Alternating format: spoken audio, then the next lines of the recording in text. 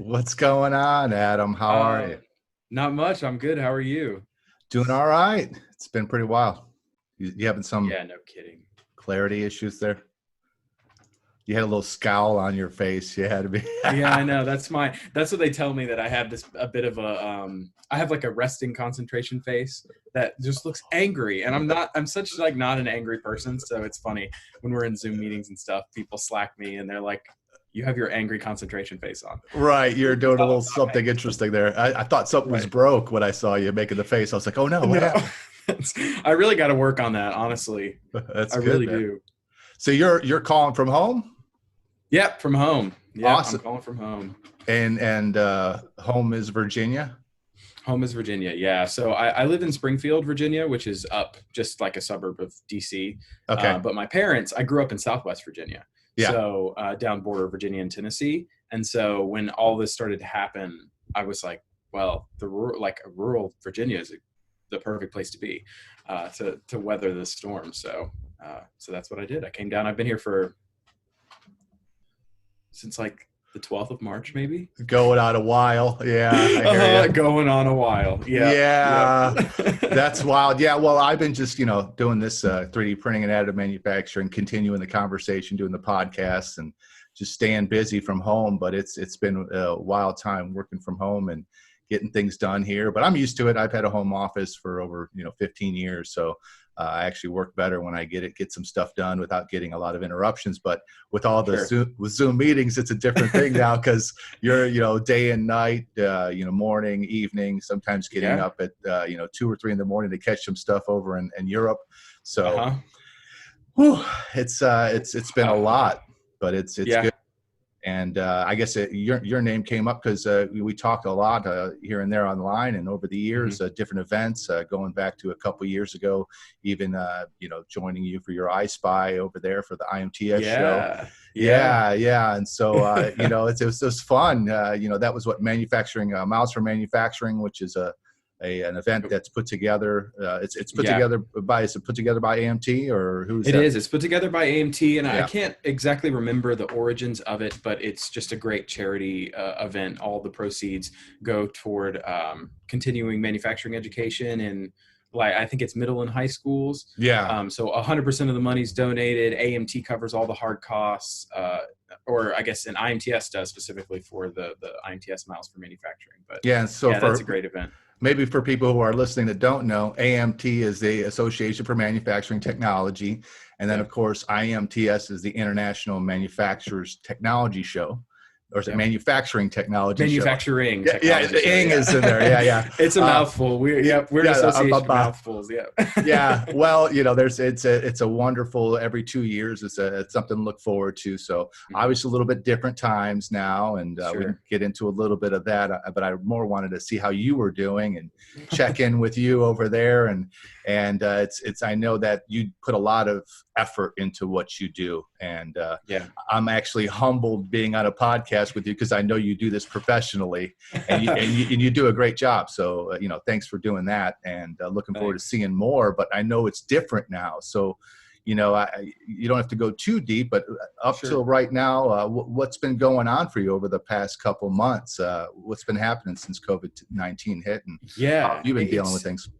It's been kind of crazy. We're with inside AMT, the exhibitions department that puts on IMTS. Yeah. We're obviously working around the clock for 2 years to plan the show, but lately we saw this sort of void in the industry for manufacturing related kind of human interest Mm. content. And so I don't know if you've heard about the IMTS network, which is something that we're sort of working on internally, that is not necessarily related to the show specifically. It's much more about content and human interest, telling the story of manufacturing and manufacturers around the world. And so that has been something that we have put a lot of effort into over the last year and the beginning of this year. And so, funny enough, as COVID-19 sort of came up, even though we sort of busted into our at-home workflow, which I'll get into, it's kind of content's more important than ever now. Yeah. And telling people stories is more important than ever now. So we have been really lucky that we can continue to build this this sort of content network from our huge network of the show, which has been around for forever, and our connection to manufacturers, big and small. And we can sort of leverage that to get people's stories out there and to continue to have that conversation about manufacturing, even in the midst of, and especially in the midst of a pandemic.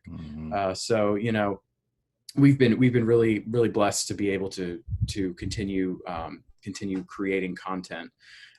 You know, when everything happened, it sort of happened overnight. I mean, for most people. Yes, it did.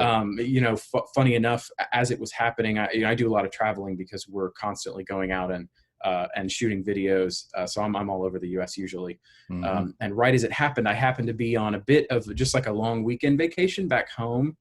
And we had this Zoom, like all department, like all staff meeting where they said, well, you know, we're going to close our office and we're not going to, you know, come back in. And I'm like, well, I don't have any of my stuff. I haven't, you know, I'm out on vacation. What am I supposed to do?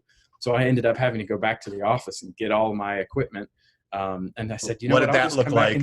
Oh, wow. Well, yeah. So it was twofold because, you know, I have a laptop and a big, you know, editing workstation that is what, you know, we do lots of our video editing on. And these huge 70 terabyte drives that we work off of with all of our media. It's all locally.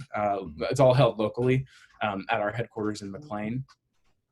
So initially I said, well, I have to have the drive or I can't do any work. So I went and got, you know, the big drive with the big Pelican case and my laptop and said, okay, that's fine. This will only be for about a month. This should work great. So I took it and set my office up here in the guest room of my parents' house. And you know, we began chugging away. And about a month in, when it started to look like there was maybe no end in sight for the foreseeable future, I knew that I needed to go grab my entire editing workstation. So I ended up making a day trip. It's about 6-hour drive one way from here. So I hopped in my car and I drove up. I only stopped twice to the office, grabbed my big Mac, the other hard drive, some other gear that I needed. And that's going into DC. That's driving into DC. Driving into DC from where I am. Yeah. What did it look like? Were the streets obviously different, and you know, downtown area? Did you go around? Yeah, there? they were. I didn't go down into the downtown. I mean, I have lots of friends obviously that are in the DC area, and so they had been keeping me up on what's happening in the district, and they have a lot of roads closed off. You know, this was right at the beginning of when the Cherry Blossom Festival would be, and that's a huge. I mean, that brings people from all over the world to come and see the cherry blossoms, and they had it completely shut down. They were actually the police were stopping people and you know, asking them to show their identification and why they were out, and they were turning people away. So it was been pretty crazy. The roads weren't bad. I mean, there was still a lot of people out, surprisingly. You know, I guess there is a lot of essential business happening in the DC area.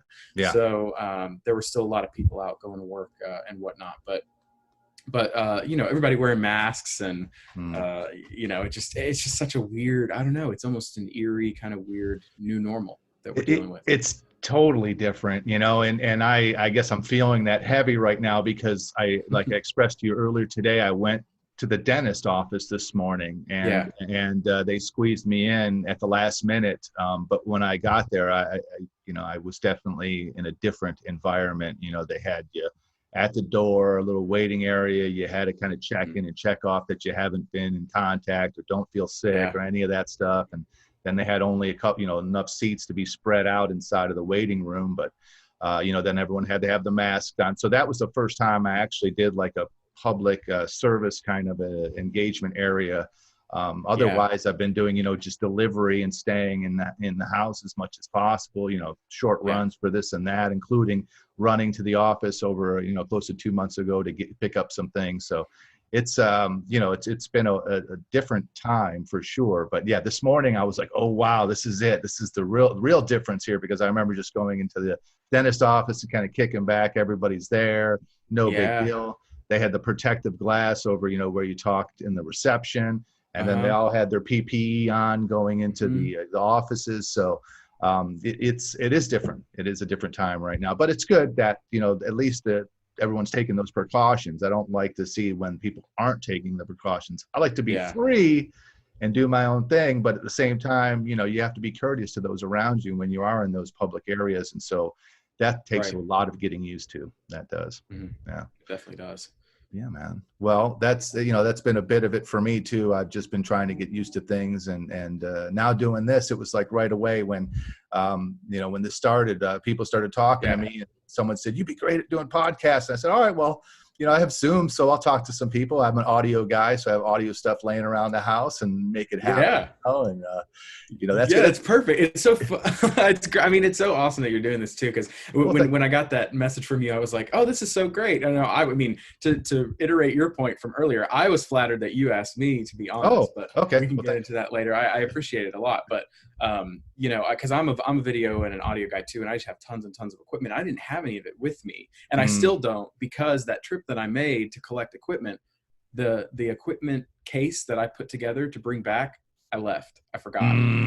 Oh, Yeah, I know. of course, I had so much right? other You're stuff like, on my list. I'm like, crap, that is sitting right next to my desk. The one thing that I really wanted were my cameras and my audio equipment to make this stuff just better quality. And of course I forgot it, but well, you're lucky, because people like me are getting away with the not so good quality right now, and it's okay, for now. yeah. To bring something up about interesting quality with AMT, the Daily Minute, Uh-huh. it's come a long way, but Yeah. it was fun to see him up there every day. And he had laptops. Sometimes you could see half the laptop showing up in the video and stuff. Uh-huh. But it was always a great minute. So I was, that actually gave me the little oomph to do it. I'm like, hey, if they're out there just, press and play with a recorder, that's fine. You're getting the message out there, talking to people. And I enjoy that. I check in every day and check that out. So, there's things like that are new, that it's evolving, and people are getting used to how they interact with the camera, and, trying to get a message across when they didn't do that every day. It's a big change, but people are taking it on and getting involved as much as possible, or some are hiding. I know that, but there's another. But that's okay. A lot of us can't hide, so we're out here doing it. It's exactly. And when and us as content creators too, it's the biggest thing for us has always been content is the most important. Yeah. And when you make a video or you make a podcast, having a really great idea is basically 80% of the fight.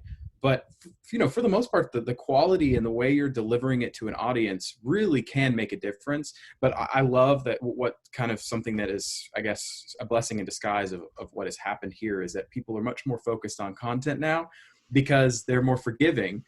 When you see the Today Show and they're all in their homes and they're, they don't have the studio cameras and all the lighting setup like they normally do. Right. They're still delivering the news to you, and so then you forget about the production of it all. And you start to really listen to what people are saying, and you start to kind of have the conversation in a more kind of disarmed way, because you see the people you see with, in front of studio cameras and kind of on their pedestal every day, now just sitting in their home talking to you. And I feel like people start to take things more seriously and start to have a more open dialogue. So it's really interesting for us, kind of being in that content world and then coming into almost a new world of what the future of creating and producing content is going to look like. Yeah, and that was a bit of what I was curious about with you, because I know with all the things happening, with the IMTS show, that's in September, and that's in Chicago. And I know right now there's, the governor has put out a message saying, not so many people can, they're rolling it out slowly to how many people can gather, but September looks really not in that range of time where things would be okay to have 30,000 people like they did 2 years ago in an event. So, is there, it looks like it's a halfy kind of maybe-ish thing going on there. If let's not even talk about if it doesn't happen totally, but is there some? Are you planning some events, obviously, that are more engaging, maybe with online or talking to people in a way that's a little bit different this year? Is there going to be anything that's taking advantage of this new communication method? Sure. Well, we don't like to gamble, but we have a great we have great connections in Chicago, and our show management is in constant conversation with with their people in Chicago, and we're working on getting more clarification. And we put out what we know as of right now is always on the homepage of our website because we like to be as communicative as possible. IMTS.com. Yeah, IMTS.com. You can find Yeah. all the update information about where we are, and everything about the show is there. And I think something that's really great about IMTS, especially as compared to other trade shows, we put such a big emphasis on the content that we produce. We, with IMTS TV at the show, and with our IMTS Insider, we try to curate really good content for the manufacturing industry, that of course is related to the show anyway. So I can see that is going to translate really well to whatever ends up happening. We already put such a great focus on our digital content, and we have just been upping it, like I said, with our initiative with the IMTS network. So it, whatever does happen, it'd be a really easy transition for us, I think, because we're so focused on that storytelling and digital content as it is. So yeah, you've been ahead of the game. It's like, yeah, it's sort of becoming knitted into the fabric of what we are as a show and as an organization. It is. Have you had a chance to see some of the things? I know manufacturing technology is everything out there, and I'm in a small little portion of it, a little part of the pavilion, usually called additive manufacturing. Yeah. And you have the own additive manufacturing pavilion. That's a small part of what's going on in the larger manufacturing technology show there. But have you had a chance to see any of the online events for additive manufacturing over the last couple of months? Because they've been pretty interesting. This is our trade show season, and we have AMUG and Rapid and some of those other shows that weren't able to happen. And quickly, people have gone, and made the content available online and organized presentations and done some of these events have been actually taking place, but online. And I haven't unfortunately had the opportunity to see to see any of that content or any of those shows, but I've heard about, being in the industry, I've heard about the fact that they're doing it, and I think it's so awesome for us as an industry, the trade show industry specifically, to be so adaptable, and so ready to put the attendees and the exhibitors first and get that content up online if in the event that these shows couldn't be had in person. I think it's really cool that the attendee base is rallying around that and saying, yeah, the exhibitors are still coming, the attendees are still showing up and absorbing that content no matter what. And I think it's really awesome, and I think we're seeing that in not just our industry but a lot of other industries as well. But yeah, I hope, I know a lot of people that I talked to already did purchase tickets and already have hotels, rooms, and everything ready to go, and are hoping that it turns out, but we'll see. Is there a drop dead time where maybe that's not the right way to put it, but is there a date that you're saying, we have to tell people by, or is anything been spec'd out like that? No, I don't really know. I don't really know. I think we're constantly working, and because it's an ever-changing situation, so we're staying on top of it, and we'll put the most up-to-date information on the website for everyone who is interested. People like go there. Yeah, people like out of the industry at all, like people like UFC have put on shows, even though that it's not happening. They've moved some of this stuff to like Florida. Is that maybe any possibility of moving this show somewhere else where you could have it? Is any of that conversation happening? Or from what I've heard, obviously we're putting the safety of our exhibitors and our attendees first. And so if we couldn't have the show because of safety reasons, then moving it wouldn't really change the safety situation. So sure. I can't necessarily speak to it, but I would imagine that obviously we're going to put safety first no matter what decision we make. So big time. Makes sense to me, man. Yeah, that's good. You've been doing this since over 5 years, right? Working with what's going on with. Yeah, and it's just crazy that you say that. I was thinking about that kind of in prep for this. Like, how long have I actually been doing this? Because I'm 24, so kind of young. This is my first job. Yeah. I started as an intern in 2015, I think, with the association in their comm department.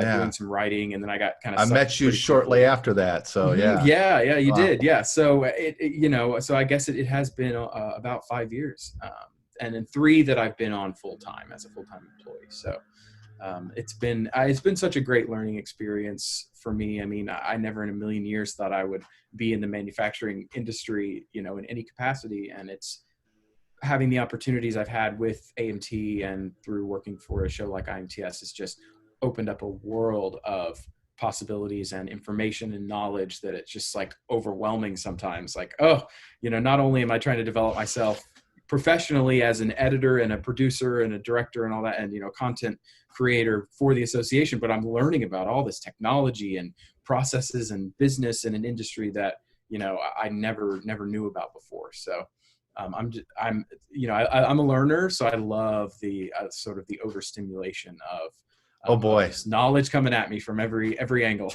yeah, and with that much going on in manufacturing in general, my gosh, there is so much to cue in on and what's important and understand. Mm-hmm. Which applications should be highlighted and which ones aren't such a big story.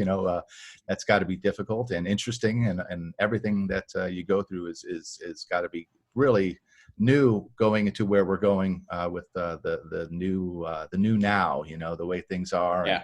And dealing with things. But it's good to know that you're prepared. You've done a lot of great things to set up what's going on in social media and also to set up the messages that are happening that we see online. So I'm looking forward to more of that. But it's an interesting time where you're not quite sure where things are going to play out in the future. But I like to hear all the hope that people are going through and understanding, how they could make that shift and be agile enough to adjust and react the way that's appropriate given the circumstances right now. So again, thank you for all the hard work that you put in behind the scenes, because it's got to be tough preparing for this right now for the last 2 years, mm-hmm. and then kind of being somewhat on hold right now to see how things play out. Yeah. Yeah. For sure. Yeah. So what do you do for fun? What do you do? I know you're Great I bring it up. You sing a little bit and with jazz. Have you been, it's can't go out to clubs anymore and all this stuff. I know. It hurts me. I know. Well, it's thankfully a lot of my hobbies are very music related. Me too. That's my other world is the singing, and I also play piano. So that's something that I do just a lot in my free time. I've actually taken it up to learn guitar. I just bought a guitar like last week. I guess it came in a week ago today. If you want some Zoom lessons, this is your guy. All right. You probably see some guitars in the background. I do. There. I see them in the background. Yeah, I keep myself busy there. I used to have a whole recording studio a few years back, and that's why I have all this audio equipment still around, and I love to play a guitar, and I play a bit of drums and bass also, and just have fun with audio in general. I'm a big audiophile, huh? Yeah, that's cool too. That's something I love, because I have microphones, and since I sing and I play instruments, it's fun to just kind of mess around and learn, because as a video person, audio is a whole separate beast. Yes, there is so much in the world of being an audiophile, recording audio and editing audio. It's just totally different, totally different world. And so being able to mess around with that, and I guess having the technical prowess from doing video and being able to translate some of that into learning how to manipulate audio and record and all that stuff has been a lot of fun. And it sort of takes musicianship to the next level when you're able to do that and kind of mess with it, because when you think about like DJs and electronic musicians, that is an art that has such, you have to have such a high technical ability to produce music in that way, that it's been so fun to learn and kind of enter into a new sort of level of music there, messing around with that stuff. So, bringing that up, have you listened to, talking about people creating electronic music, have you listened to anything by Elon Musk? No, I haven't. Has he been making music? He makes his own music. It's pretty interesting, electronica, BPM music. Yeah, it's really something else. And he kind of makes it off of course, wavelengths and trying to figure out what's pleasing and what gets you to move. So it's all actually scientific beat per minute music. It's pretty interesting, but check it out if you get a chance. That's cool. I will. Yeah, I'm always looking at some different fun stuff. He's had some good podcasts recently on with Joe Rogan, and getting into a little bit more about what he's like as a person has been interesting to see. But I know he's going through a lot of changes himself with setting up his new facilities. And it's always, to see that people that are nimble out there and are leading the change on what should happen and how things should go. That's also very intriguing to see what's happening right now. It is, for sure. He's a huge leader. So people people lead and people follow. So this is a time when we're going to see a lot of that from a lot of the heads of some big businesses. Yeah, man. So are you now you're at home, your family's okay, everybody's doing okay around you locally? Yeah, everybody's good. Everybody's doing okay. We have kind of a lower, it's interesting, kind of the juxtaposition of the city versus pretty rural, more southern small town America. Because it doesn't feel like it's as big of a deal here. I think that the general population maybe doesn't sense the kind of urgency of the pandemic here, and whether it's just exposure to information about it or our lack of active cases.